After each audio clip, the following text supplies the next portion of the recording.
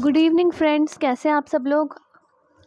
तो हमने banking services का पार्ट 1 डिस्कस किया था। अभी हम पार्ट 2 में, जहां हमने पार्ट 1 में डिस्काउंटिंग बिल ऑफ एक्सचेंज वाला टॉपिक एंड किया था, उसके बाद हम वहां से कंटिन्यू करेंगे point number J, money at call से। अगर आपने वीडियो नहीं देखा है पार्ट 1 का तो प्लीज़ पहले जाकर आप चैनल पर पार्ट 1 वाला चैप्टर देख लो, पार्ट 1 वाली वीडियो देख लो, उसके बाद ही आपको ये वीडियो बेटर लगेगी।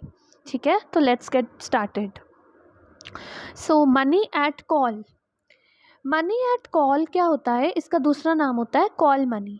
जो बैंक्स शॉर्ट टर्म फाइनेंस के लिए मनी लेते हैं और बहुत ही शॉर्ट पीरियड के लिए लेते हैं, जनरली नॉट एक्सीडिंग 7 days।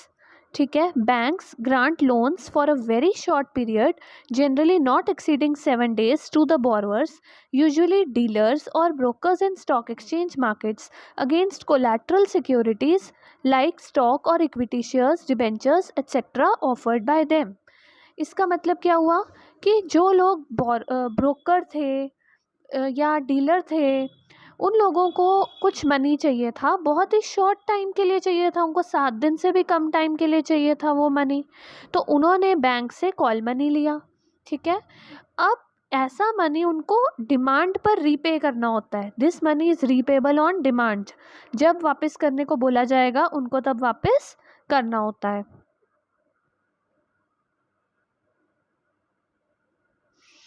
ठीक है, अब इसमें क्या है कि उन्होंने कोई चीज़ गिरवी रखी जिसको बोलते हैं कोलैटरल सिक्योरिटी। क्या गिरवी रखा उन्होंने? जैसे स्टॉक और इक्विटी शेयर, उन्होंने कोई शेयर गिरवी रख दिया, कोई डिबेंचर गिरवी रख दिया, उसके बदले में उनको वो मनी मिल गया जिसको हम बोलते हैं कॉल मनी। ठीक है, आगे आपका अगला topic term loans. Term loan क्या होता है? एक लॉन्ग टर्म के लिए लोन लिया जाता है, जैसे आप यहाँ पे हाईलाइट किया हुआ है मैंने, 1 year से लेके 10 years तक। अब जनरली जो ट्रेडर्स होते हैं, इंडस्ट्रियलिस्ट होते हैं, इवन एग्रीकल्चरिस्ट को आजकल ये लोन दिया जाता है, ये भी कोलैटरल सिक्योरिटी के अगेंस्ट में दिया जाता है। ठीक है, सो इसको हम, क्योंकि एक स्पेसिफाइड टर्म के लिए दिया जाता है, इसीलिए इसको हम क्या बोलते हैं? Term loan.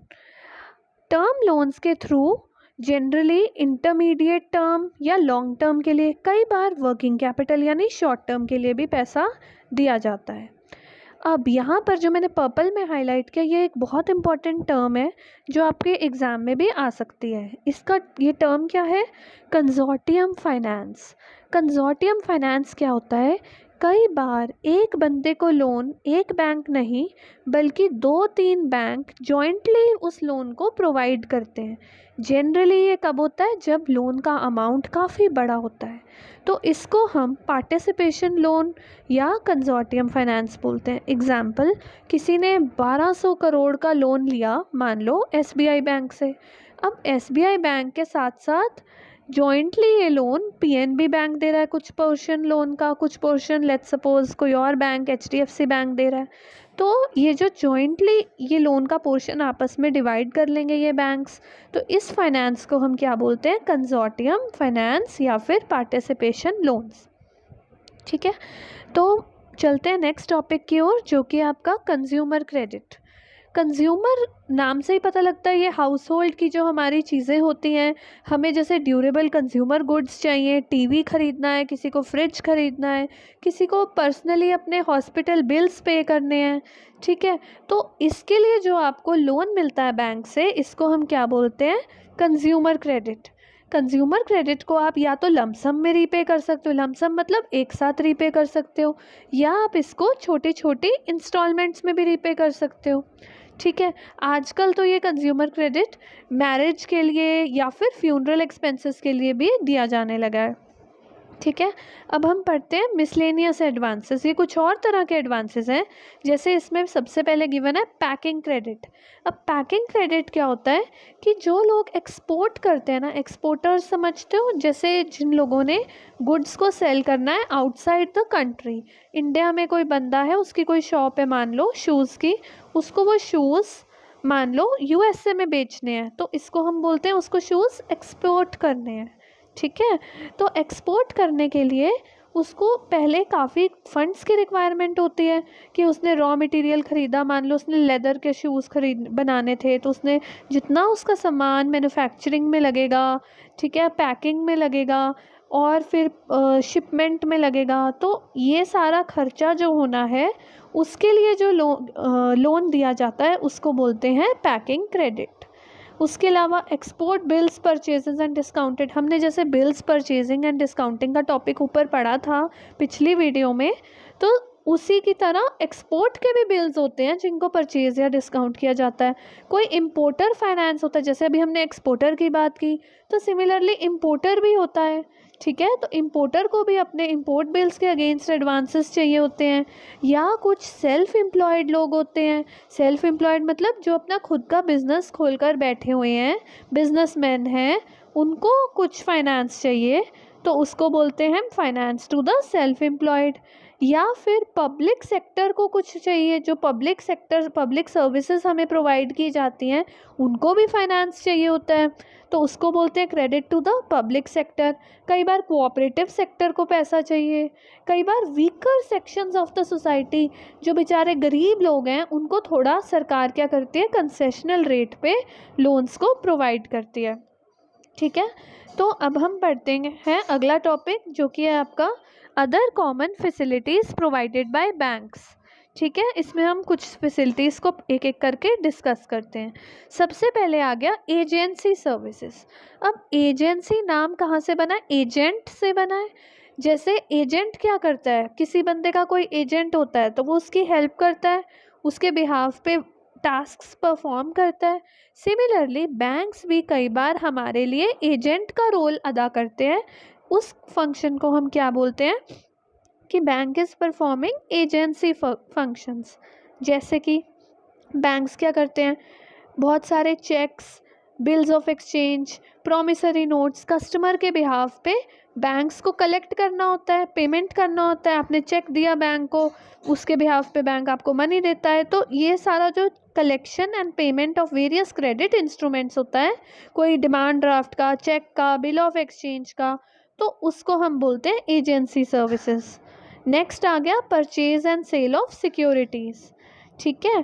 कई बार बैंक्स क्या करते हैं, कस्टमर्स के बिहाफ पे, अब मान लो शेयर्स कोई सेल होने हैं, कोई बॉन्ड सेल होने हैं, कोई डिबेंचर्स सेल होने हैं, तो उनकी जो सेलिंग या परचेजिंग होनी है, बैंक्स कस्टमर के बिहाफ पे ऐसी सुविधाएं भी प्रोवाइड करते हैं कई बार, तो उसको हम बोलते हैं purchase and sale of securities.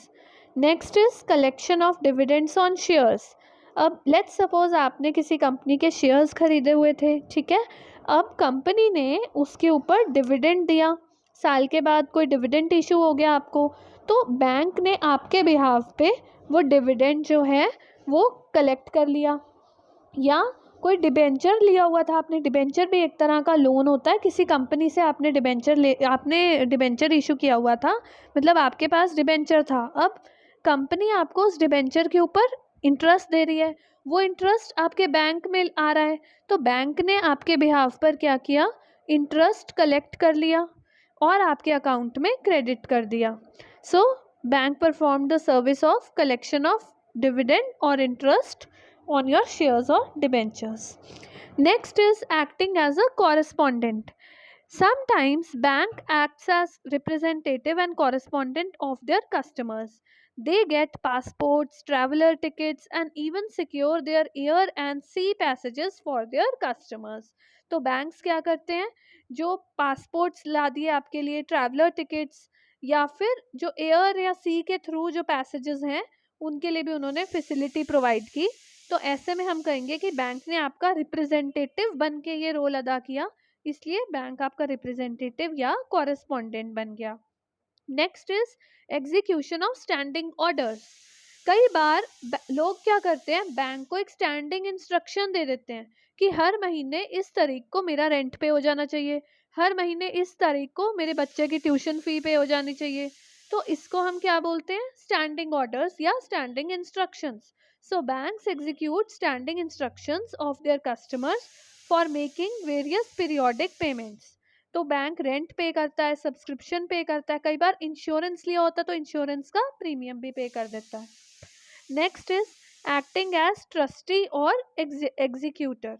Banks कई बार क्या करते हैं, जैसे कोई पर्सन है, उन्होंने अपनी विल लिख के दी है, विल लिख के दिया तो बैंक उस विल को संभाल के रखता है, और कल को वो बंदा जब मर जाता है तो उस विल को कौन एग्जीक्यूट कराएगा? एग्जीक्यूट कराएगा मतलब विल में मान लो लिखा है कि उसकी प्रॉपर्टी मिस्टर ए को मिल जानी चाहिए, तो ये सारा प्रोसीजर करवा रहा है बैंक, एज अ ट्रस्टी या एग्जीक्यूटर करवा रहा है।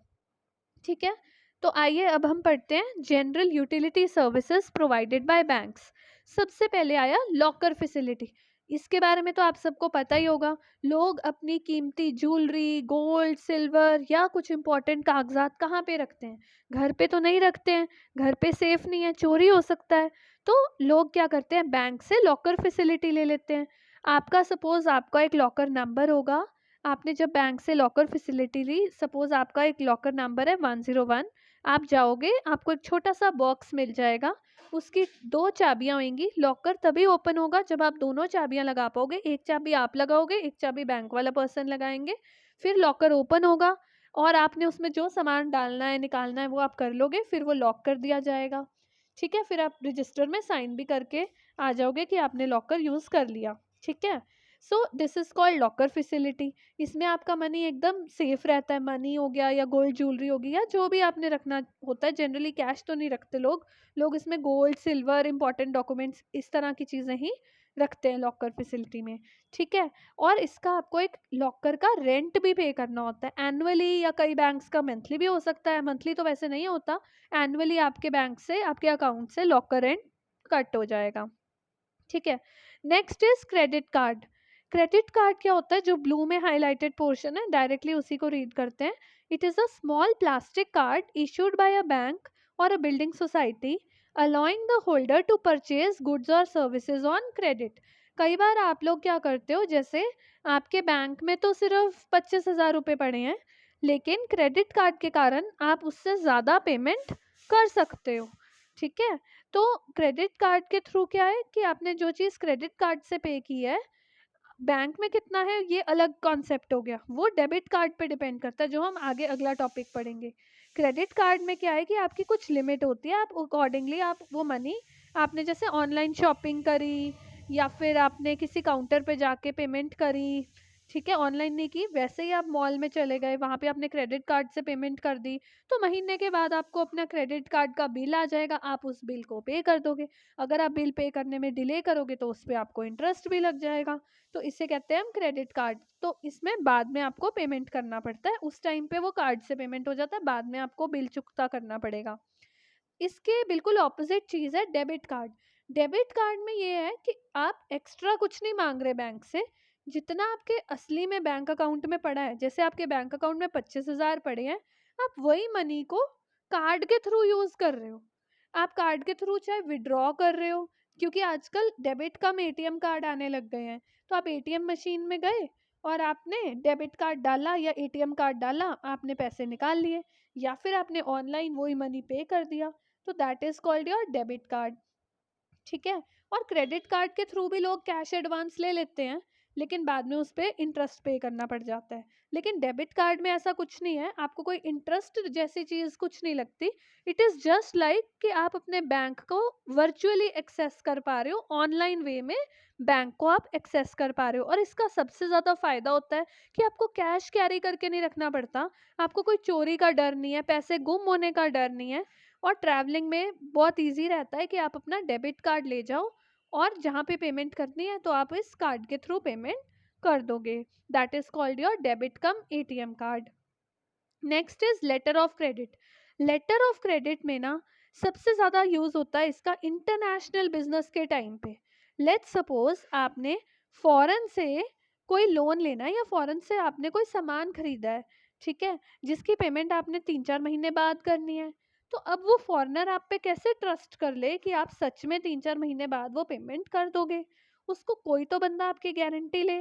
तो ऐसे में क्या होता है कि जो बैंक है, आपका जो बैंक है, आप इंडिया में हो तो इंडिया का जो आपका पर्सनल बैंक है, वो आपके बिहाफ पे गारंटी लेता है कि हाँ, ये बायर जो है, ये आपका, ये मेरा एक कस्टमर है बैंक में, और इसके खाते में अच्छी रकम रहती है, ये एक अच्छा मतलब क्रेडिट वर्दी पर्सन है, मतलब ये अपना लोन टाइम पे चुकता कर देगा और मैं इसकी गारंटी लेता हूँ, अगर ये कल को नहीं देगा तो मैं पेमेंट करूँगा।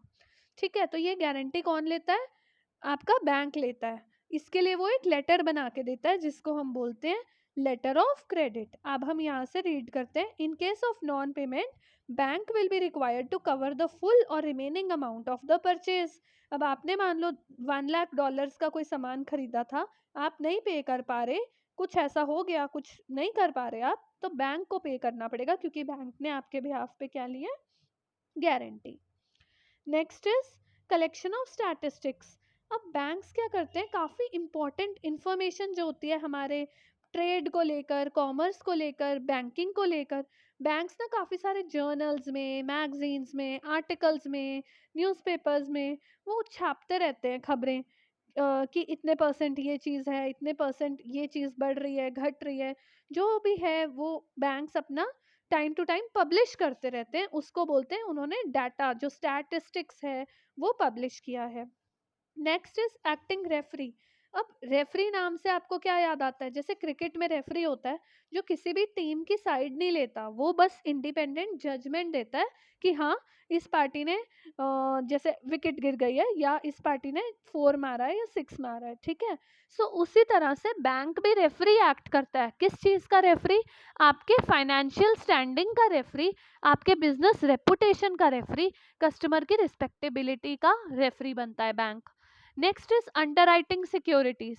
अंडरराइटिंग क्या होता है कि जैसे कोई शेयर्स इशू कर रही है कोई कंपनी, और अगर उसका जो पूरे शेयर्स हैं वो 90% शेयर्स जो हैं वो पब्लिक नहीं ले पाती, नहीं सब्सक्राइब करती, कंपनी ने तो इशू किए लेकिन पब्लिक ने वो शेयर्स सब्सक्राइब नहीं किए, तो कौन गारंटी लेगा कि अगर पब्लिक ने नहीं सब्सक्राइब किए तो हम सब्सक्राइब करेंगे?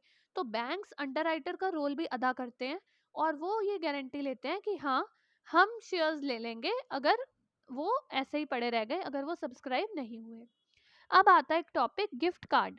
गिफ्ट कार्ड क्या होता है कि कुछ ऑस्पिशियस ओकेजन्स पे, ये ना डेबिट कार्ड की तरह ही होता है, तो बैंक्स आपको गिफ्ट अमाउंट दे देते हैं थोड़ा बहुत, तो वो गिफ्ट कार्ड आ जाता है, तो उसके थ्रू आप ऑनलाइन परचेजिंग कर सकते हैं, शॉपिंग कर सकते हैं, थोड़ा बहुत आपको इसमें बेनिफिट मिल जाता है।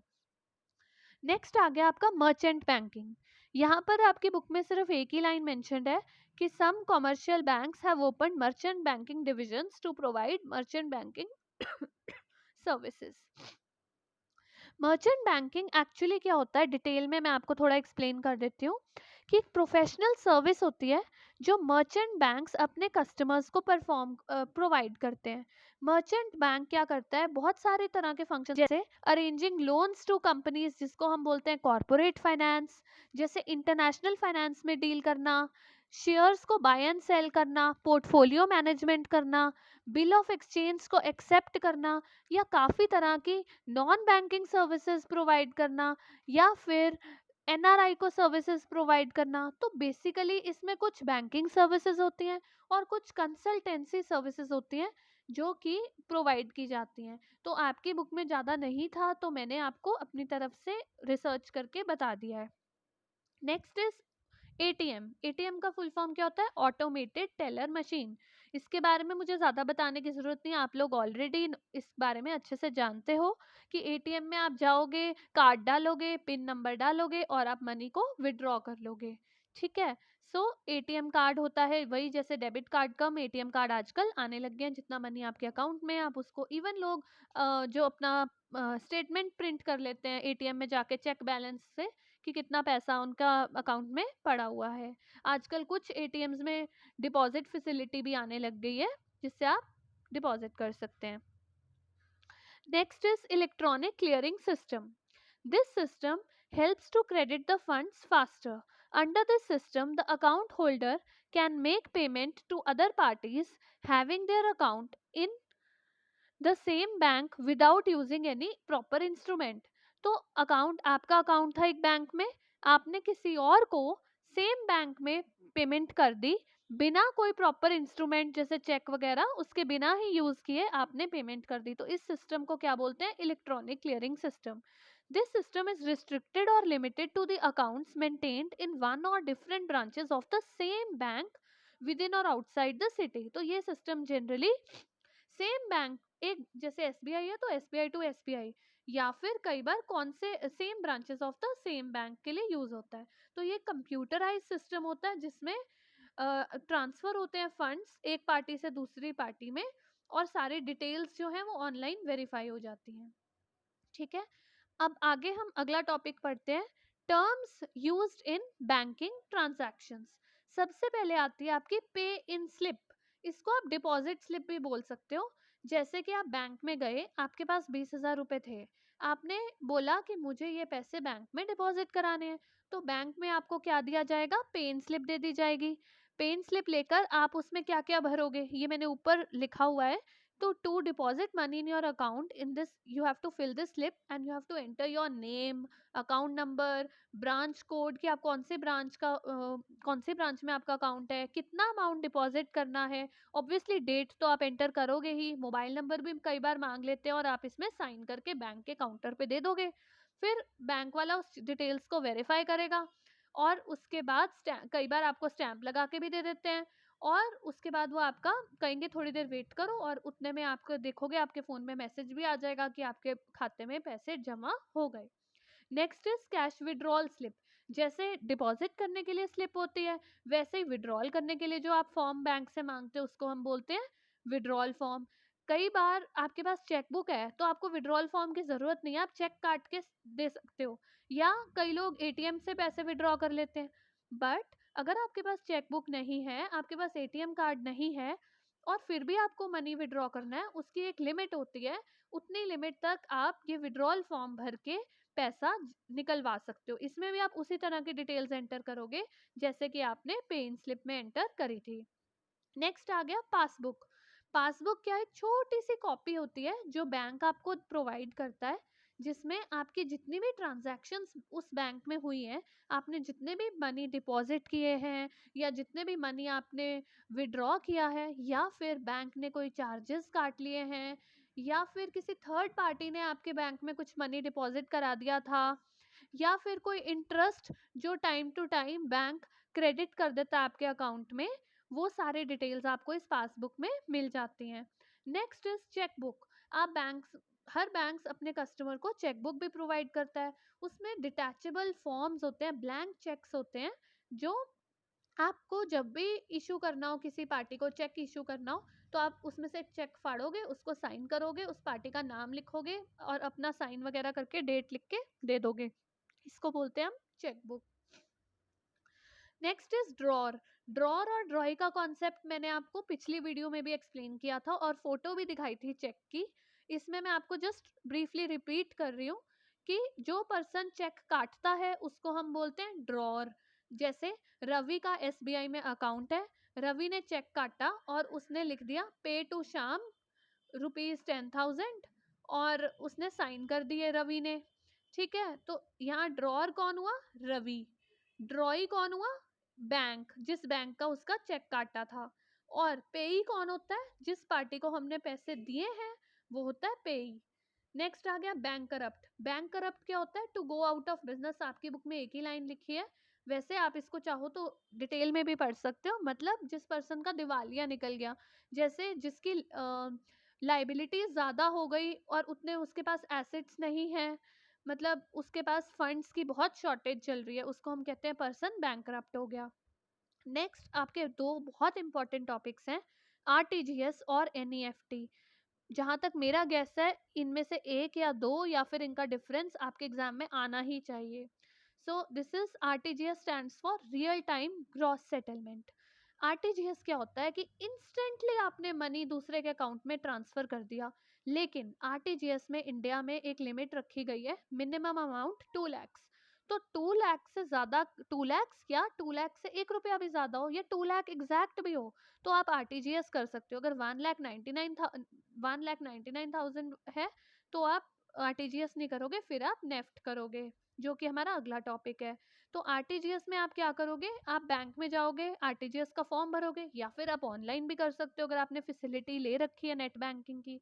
ठीक है, तो आपने जिस पर्सन को मनी ट्रांसफर करना है आउटसाइड योर बैंक, तो आप वो आराम से ट्रांसफर कर सकते हो।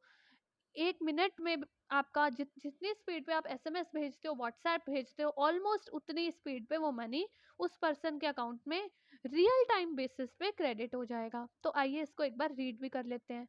It means electronic form of funds transfer where the transmission takes place on a real time basis.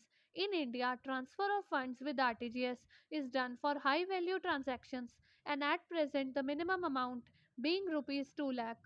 The beneficiary account, beneficiary मतलब जिसको पैसा भेजा जा रहा है, the beneficiary account receives the fund transferred on a real time basis. तो आइए अगला टॉपिक पढ़ते हैं, नेशनल इलेक्ट्रॉनिक फंड ट्रांसफर और नेफ्ट। नेफ्ट में क्या है, बिल्कुल आरटीजीएस जैसा है, बस दो फर्क है। एक तो इसमें जो अमाउंट है आपका वो 2 लाख से कम होता है, और सेकंड कि इसमें जो है आरटीजीएस जितना फास्ट नहीं पैसा जाता, कुछ घंटों में चला जाता है, 2 आवर्स या बैंक टू बैंक वेरी करता है, वो बैच में मनी ट्रांसफर हो जाता है। So it is just like your RTGS, only the difference being little delay like 1 hour 2 hour depending upon the bank, and the second difference is amount is less than 2 lakh. So आइए इसको भी read कर लेते हैं। It means a nationwide payment system facilitating one-to-one fund transfer. Individuals can electronically transfer fund from any bank branch to any individual having an account with any other bank branch in the country. Next topic है आपका IFSC. IFSC एक code होता है। Basically ये क्या होता है, एक 11 डिजिट का कोड होता है। पहले 4 अक्षर जो होते हैं वो बैंक को रिप्रेजेंट करते हैं। जैसे मान लो आपका एसबीआई में अकाउंट है, तो आपका जो आईएफएससी कोड होगा वो SBIN से स्टार्ट होगा। अगर आपका पीएनबी में अकाउंट है तो आपका आईएफएससी कोड PUNB से स्टार्ट होगा। ठीक है, और बाकी के डिजिट्स जो होते हैं वो बैंक की ब्रांच को रिप्रेजेंट करते हैं। तो ये 11 अक्षर का एक कोड होता है, अल्फा न्यूमेरिक, मतलब इसमें अल्फ़ाबेट भी हैं और इसमें नंबर भी हैं। ठीक है, तो ये एक इम्पॉर्टेंट कोड होता है जिससे हम आइडेंटिफाई कर सकते हैं कि अगर आपके पास कोड है, आईएफएससी कोड है, तो आप उससे बैंक का नाम और बैंक का ब्रांच एग्जैक्टली आइडेंटिफाई कर सकते हो। सो आइए इसको भी रीड करते हैं। It is an alpha numeric code that is used to identify the particular branch of a participating bank in either of the popular electronic fund settlement options in India, namely RTGS and NEFT. सिर्फ RTGS NEFT नहीं, even जो आपका check होता है, chequebook होता है, उस पर भी आपका IFSC कोड लिखा होता है। ठीक है, आगे आगे अगला topic interest rate. Interest rate हमने मॉर्निंग में भी डिस्कस किया था, अपनी प्रीवियस वीडियो में भी डिस्कस किया था, जिसमें हमने बात की थी कि बैंक जो है लोन्स के ऊपर इंटरेस्ट चार्ज करता है और जिसका रेट हायर होता है, और डिपॉजिटर्स को इंटरेस्ट प्रोवाइड करता है या गिव करता है जिसका इंटरेस्ट कम होता है।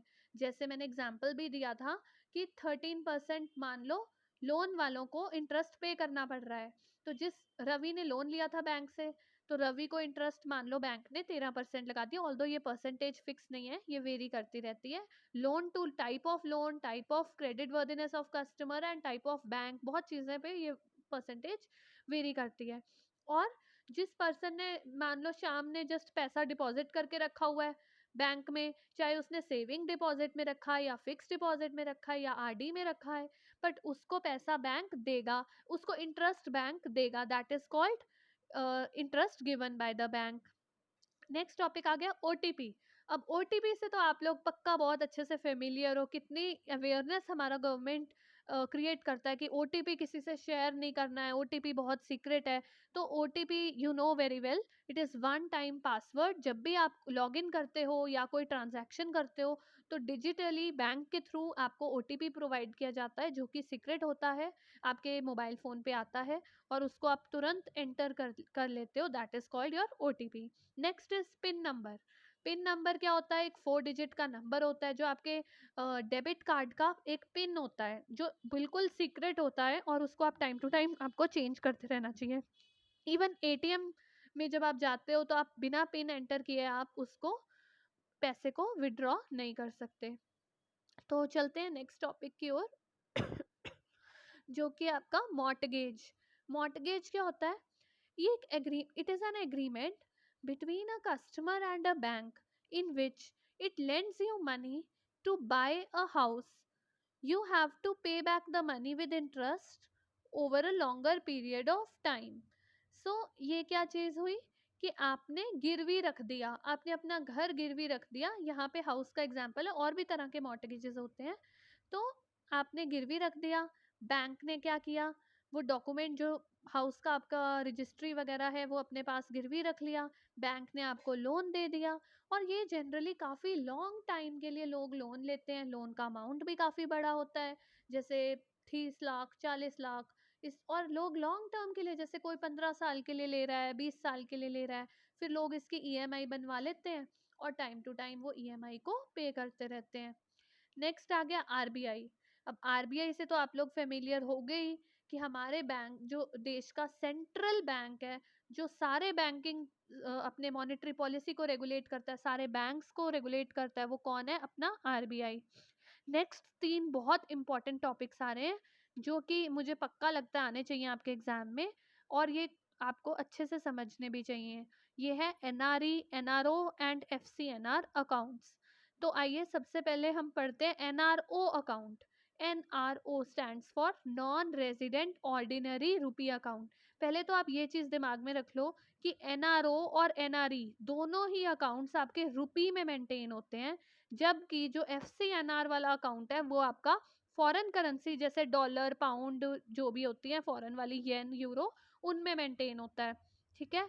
एनआरओ अकाउंट के बारे में जो हम बात कर रहे थे, ये क्या होता है, भले ये सेविंग अकाउंट हो, भले ये करंट अकाउंट हो, इनमें जो नॉट रेजिडेंट इंडियंस हैं, मतलब फॉरेनर्स हैं, वो क्या करते हैं, अपनी इंडियन इनकम, ये पॉइंट बहुत इंपॉर्टेंट है और यही पॉइंट एनआरओ को एनआरआई से डिफ्रेंशिएट करता है। इंडियन इनकम यानी इनकम अर्नड इन इंडिया। जैसे आपकी, आप एनआरआई हो, आप विदेश में रहते हो, ठीक है, आपका इंडिया में कोई प्रॉपर्टी है, उस पे रेंट आ रहा है, that is your Indian income, income earned in India. या आपके इंडिया की कंपनी के शेयर्स खरीद के रखे हुए थे, उन शेयर्स के ऊपर डिविडेंड आ रहा था, या फिर पेंशन फ्रॉम अब्रॉड, वो आपके इंडिया के अकाउंट में आ रही है, तो this is your Indian income. और ये इनकम को आप जब यहाँ पे अकाउंट मेंटेन करते हो, उस अकाउंट को हम क्या बोलते हैं? NRO account. और ये अकाउंट रुपी में ही रखा जाता है। ठीक है, this is called NRO account. अब चलते हैं एनआरई अकाउंट। एनआरई की फुल फॉर्म है नॉन रेजिडेंट एक्सटर्नल अकाउंट। ये इसमें और एनआरओ में मेन फर्क यही है कि इसमें आप अपनी फॉरेन अर्निंग्स को रुपी के फॉर्मेट में इस अकाउंट में मेंटेन कर सकते हो, और इस पे जो इंटरेस्ट मिलेगा वो आपको इंडिया में टैक्सेबल ही नहीं है। रीजन क्या था कि एक्चुअल में वो इनकम आपने फॉरेन में अर्न की थी। ठीक है, so this is your NRE account. An NRE account can be open by any person who is residing outside India, and NRIs having NRE account in India are permitted to hold and maintain foreign currency earnings in Indian rupees. अब चलते हैं हम FCNR account की तरफ, जो कि है foreign currency non resident account. जैसे कि मैंने आपको पहले ही बताया था कि इस अकाउंट में जो पैसा रखा जाता है वो रुपी में नहीं, बल्कि dollar, pound, Canadian dollar, Deutsche mark, Japanese yen या फिर यूरो में रखा जाता है। FCNR deposit is a fixed deposit and not a saving account. तो ये आपको एमसीक्यू में भी पूछा जा सकता है कि FCNR अकाउंट आपका सेविंग अकाउंट है या एफडी टाइप का अकाउंट है। तो ये एफडी टाइप का अकाउंट है। चलते हैं नेक्स्ट टॉपिक की ओर, जो कि आपका CRR। ये क्या होता है?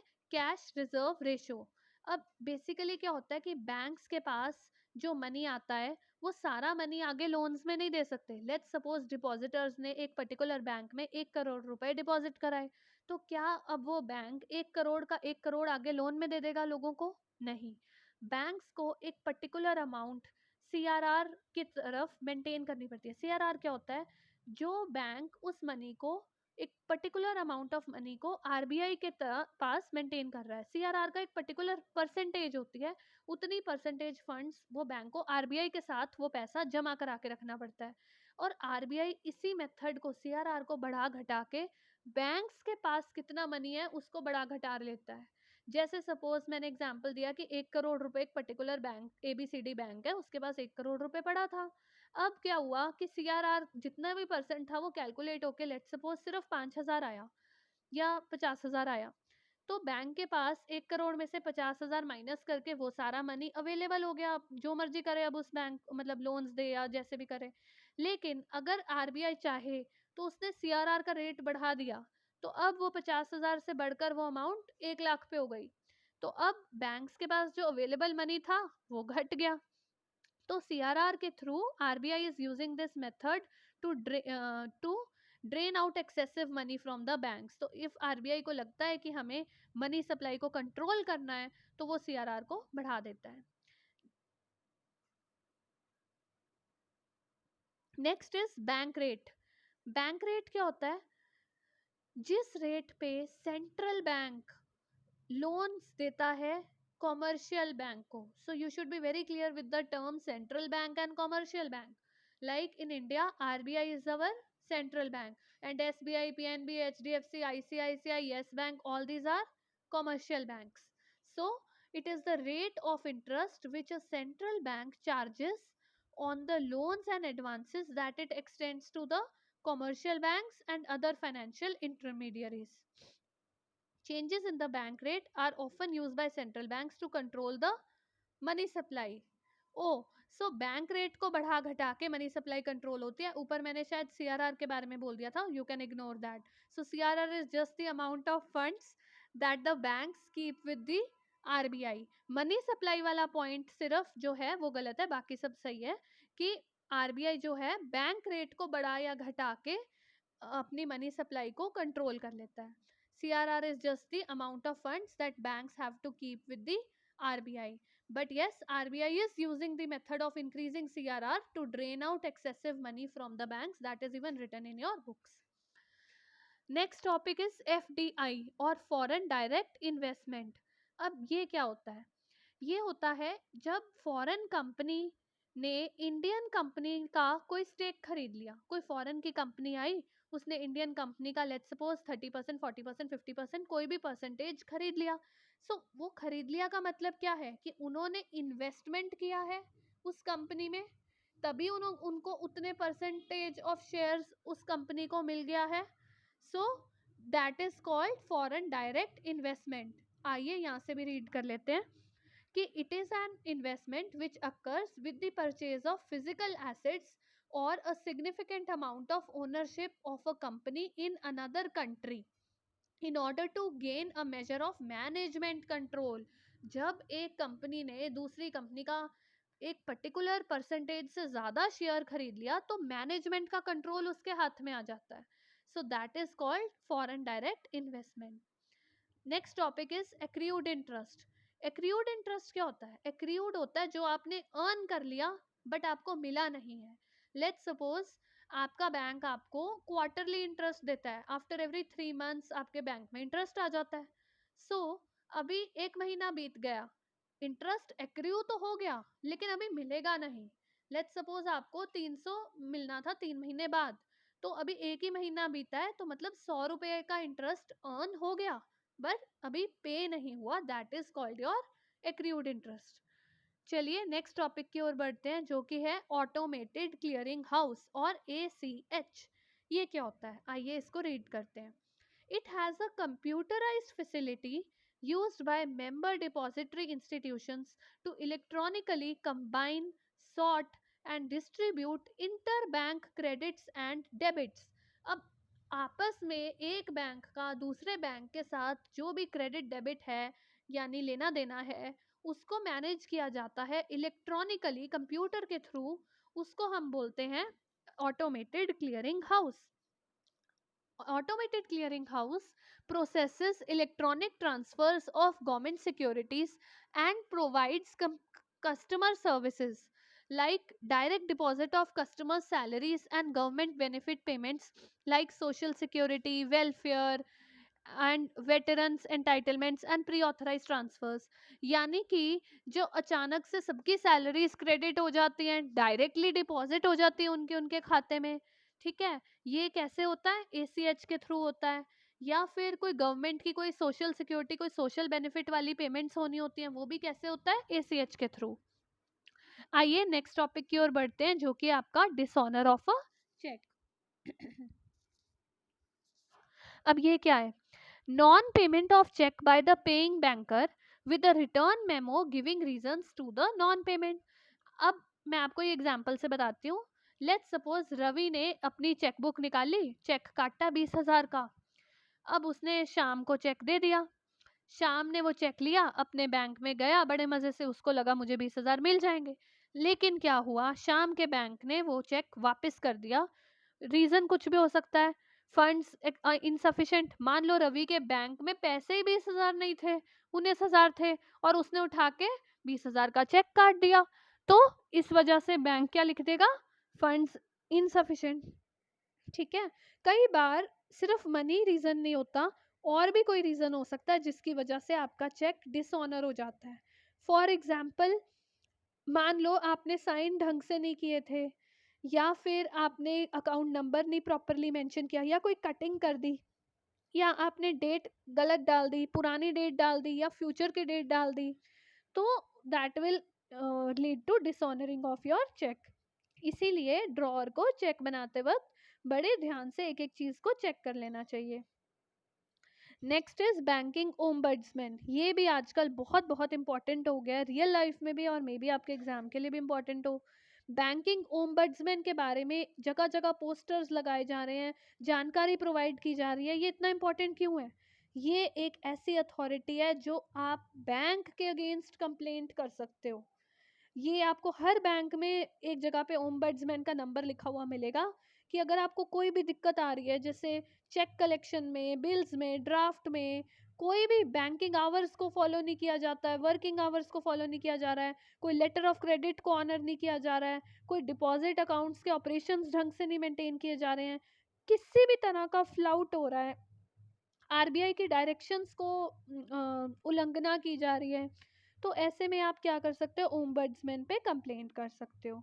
ये स्कीम 1995 में अनाउंस हुई थी, और and is functioning with new guidelines from 2007। Next topic आपका कोऑपरेटिव बैंक। आइए इसको रीड करते हैं। An association of persons who collectively own and operate a bank for the benefit of consumers और कस्टमर्स। जैसे यहाँ पे एग्जाम्पल गिवन है, सरस्वत कोऑपरेटिव बैंक और इंद्रप्रस्था शेखारी कोऑपरेटिव बैंक। तो ये क्या होता है कि कुछ पर्सन्स या एसोसिएशन ऑफ पर्सन्स मिलजुल कर एक बैंक को ओन करते हैं for the benefit of the customers या कंज्यूमर्स। अगला टॉपिक है आपका कोर बैंकिंग। कोर बैंकिंग क्या होता है? ये जो बैंक की ब्रांचेस हैं उनका एक नेटवर्क बना हुआ है, ताकि कस्टमर्स का अकाउंट मान लो सेक्टर 1 की एसबीआई ब्रांच में है, लेकिन फिर भी वो सेक्टर 4 की एसबीआई ब्रांच से अपने अकाउंट को ऑपरेट कर पाता है। सो आइए इसको रीड करते हैं, क्या चीज़ है ये। It is a banking service provided by a group of networked bank branches where customers may access their bank account and perform basic transactions from any member branch offices. तो किसी भी ब्रांच से वो अपनी ट्रांजैक्शन को कर पाते हैं। नेक्स्ट टॉपिक है आपका ई बैंकिंग। ई बैंकिंग और electronic banking is the form of banking where funds are transferred through exchange of electronic signals between banks and financial institutions। तो अभी जो भी आपका ऑनलाइन बैंकिंग है, इंटरनेट बैंकिंग है, उसी का ये दूसरा नाम है ई बैंकिंग, कि हम ऑनलाइन वेबसाइट के थ्रू बैंकिंग कर सकते हैं, या हम ऐप के थ्रू कर सकते हैं, या फिर हमने ATM card, credit card, debit card, international card, इस तरह की सुविधा के थ्रू अपनी बैंकिंग को इलेक्ट्रॉनिकली कर लिया।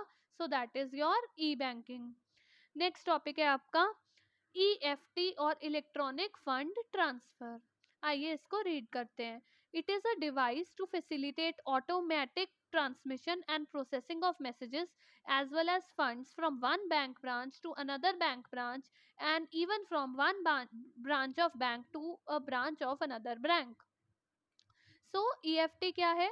आपने ऑनलाइन ही मनी को ट्रांसफर कर लिया, अपने बैंक से किसी और पर्सन को भेज दिया, भले ही वो उसका सेम बैंक था या उसका दूसरा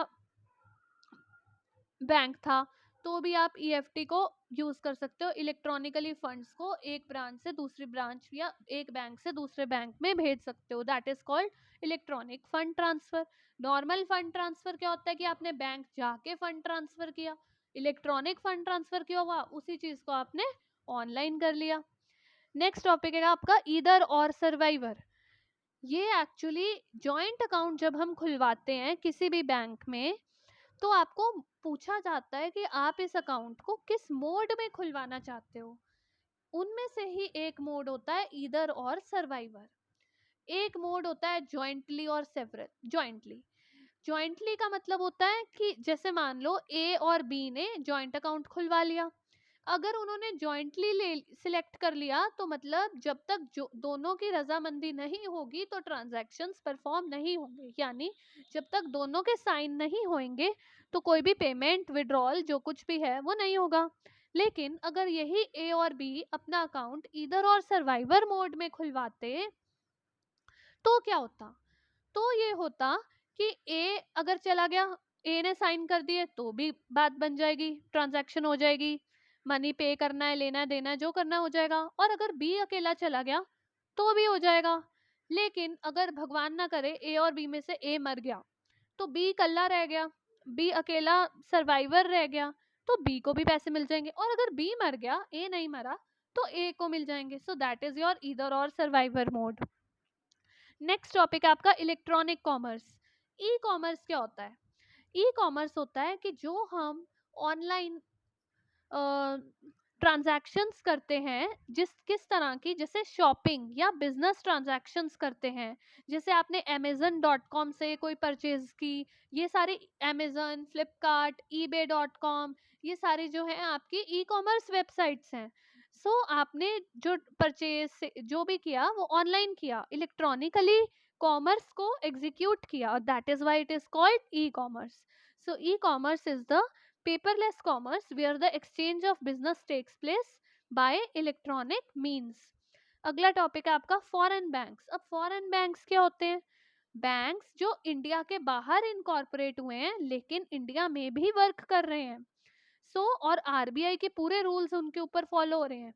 जैसे कि आपने सिटी बैंक का नाम सुना होगा, आपने स्टैंडर्ड चार्टर्ड बैंक का सुना होगा, उसके अलावा एचएसबीसी है, बार्कलेज है, ये कुछ बैंक्स हैं जिन हैं तो ये फॉरेन के बैंक्स, लेकिन इनकी ब्रांचेस इंडिया में आपको मिलेंगी और आरबीआई के पूरे रूल्स इन पे फॉलो भी होंगे। नेक्स्ट है केवाईसी नॉर्म्स। केवाईसी का टर्म तो आप लोगों ने सुना ही होगा। आजकल आपको फोन पे अक्सर मैसेज आ जाता है केवाईसी अपडेट करा लो, या बैंक से कई बार फोन आ जाता है केवाईसी अपडेट करा लो, केवाईसी करा लो। तो केवाईसी है क्या? Know your customer. और केवाईसी का क्यों करानी है, क्या पर्पस, क्या इसका रीजन क्या है, तो वो मैं आपको बताती हूँ। केवाईसी का बेसिकली ये इसीलिए स्टार्ट हुआ था कि फ्रॉड्स और गलत चीजों को स्टॉप करने के लिए। कई बार क्या होता था पहले पुराने टाइम में, रवि के नाम का अकाउंट खुला हुआ है, रवि को मरे हुए पता नहीं कितने साल हो गए, या रवि एग्जिस्ट ही नहीं करता, नकली नाम पे अकाउंट खोला हुआ है। तो इसलिए ये चीजें ना हो, फ्रॉड ना हो, मनी लॉन्ड्रिंग ना हो, इस तरह की चीजें ना हो सके, तो बैंक्स को क्या बोला है, नो योर कस्टमर, अपने कस्टमर को जानो। इसीलिए बैंक्स को प्रॉपर हमारे प्रूफ्स, पैन कार्ड, आधार कार्ड, एड्रेस की details, mobile number, email ID, ये सारा उनको अच्छे से अपने पास इलेक्ट्रॉनिक फॉर्मेट में मेंटेन करके रखना पड़ता है। और कितने रिस्क वाला कस्टमर होता है, high risk customer, low risk customer, उसके बेसिस पे ये डिटर्मिन होता है कि बैंक को कितने टाइम के बाद केवाईसी दोबारा अपडेट करानी है। क्योंकि अब आप कहोगे दोबारा क्यों कराएं, एक बार करा तो ली। एक्चुअली होता ये है कि कोई पर्सन ने एड्रेस कहीं का दिया था, उसके बाद उसका एड्रेस चेंज हो गया, मोबाइल नंबर चेंज हो गया, तो अब वो बैंक से मान लो लोन लेके बैठा हुआ है, तो बैंक का तो लॉस हो जाएगा अगर उसने लोन टाइम पे नहीं पे किया।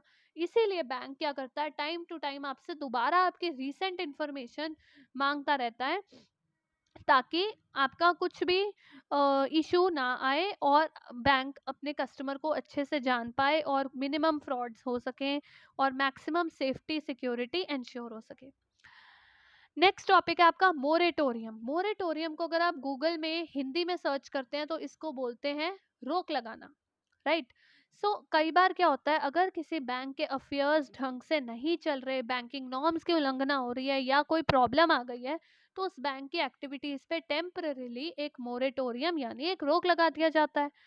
मोरेटोरियम पीरियड खत्म होने के बाद आरबीआई और गवर्नमेंट मिलके डिसाइड करते हैं कि अब इन बेचारे डिपॉजिटर्स जिन्होंने उस बैंक में मनी डिपॉजिट किया हुआ था उनके इंटरेस्ट को कैसे सेफगार्ड किया जाए, उनका पैसा उनको किस तरीके से वापस पहुंचाया जाए।